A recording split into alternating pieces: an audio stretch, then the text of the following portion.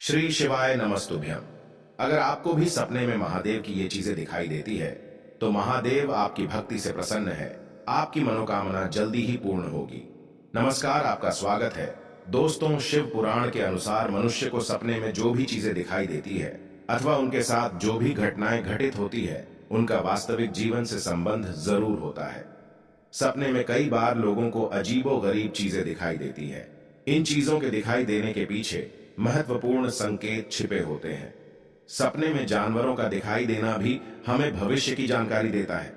कुछ सपने डरावने होते हैं तो वहीं कुछ सपने हमें खुशी प्रदान करते हैं। अलग अलग सपनों का अलग अलग महत्व होता है।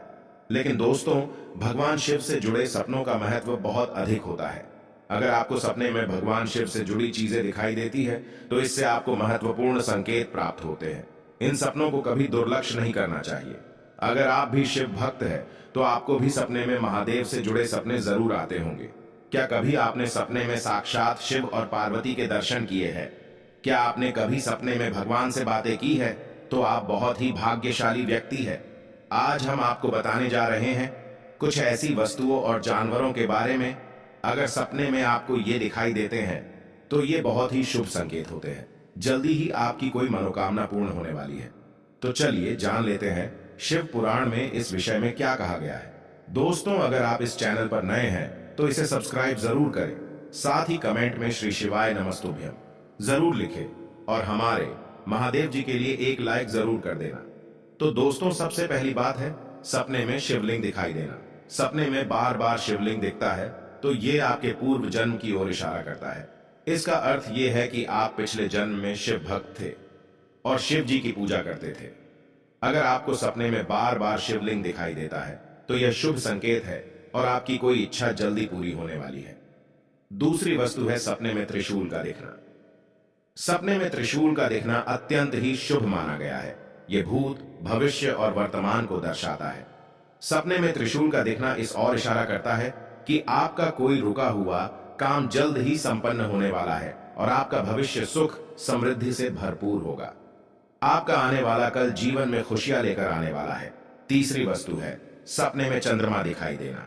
अगर सपने में आप शिव जी के मस्तक पर सुशोभित चंद्र देखते हैं तो आपके जीवन में शांति आने वाली है। आपकी सभी समस्याओं का जल्द ही निवारण होगा।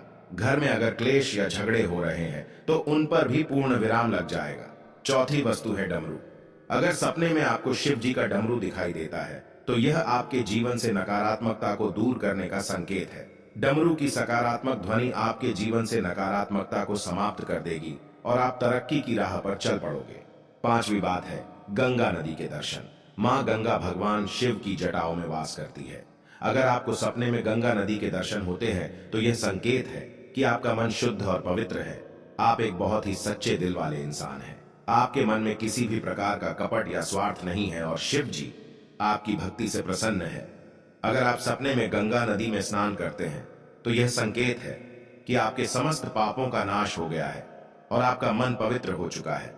शिव जी ने आपकी हर भूल को क्षमा कर दिया है। छठी बात है वासुकी नाग। अगर सपने में आपको नाग के दर्शन होते हैं तो इसे शुभ संकेत ही समझना चाहिए। अगर सपने में शिव जी के गले में लिपटा हुआ नाग तथा शिवलिंग पर नाग दिखाई दे तो यह आर्थिक संकेत है। इसका अर्थ है कि आपको अक्षय धन की प्राप्ति होने वाली है। जल्द ही कोई बड़ी संपत्ति या कोई अनमोल चीज आपको मिल सकती है। सातवीं बात है हिमालय पर्वत। अगर आप सपने में किसी बर्फीले पहाड़ पर चढ़ रहे हैं तो यह शुभ संकेत है। आपको आपके कार्य में सफलता मिलने वाली है। आप जिस भी क्षेत्र में काम करते हैं आप उसमें सबसे ऊपर रहेंगे। आठवीं बात है शिव का तांडव नृत्य। अगर सपने में आप शिव जी को तांडव नृत्य करते हुए देखते हैं तो यह आपको संकेत देता है कि आपके शत्रुओं का नाश होने वाला है। शिव जी आपकी परोपकारी छवि से अत्यंत प्रसन्न है और जो लोग आपको कष्ट पहुंचाने की कोशिश कर रहे हैं उन्हें शिव जी अवश्य दंड देने वाले हैं। तो दोस्तों, क्या आपको भी सपने में इन चीजों के दर्शन होते हैं? तो कमेंट करके जरूर बताएं। उम्मीद है आपको यह जानकारी अच्छी लगी। तो वीडियो को लाइक जरूर करें, कमेंट में श्री शिवाय नमस्तुभ्यम जरूर लिखें। साथ ही चैनल को सब्सक्राइब करें ताकि ऐसी ही आध्यात्मिक जानकारी आपको प्राप्त हो सके। आप सभी का धन्यवाद।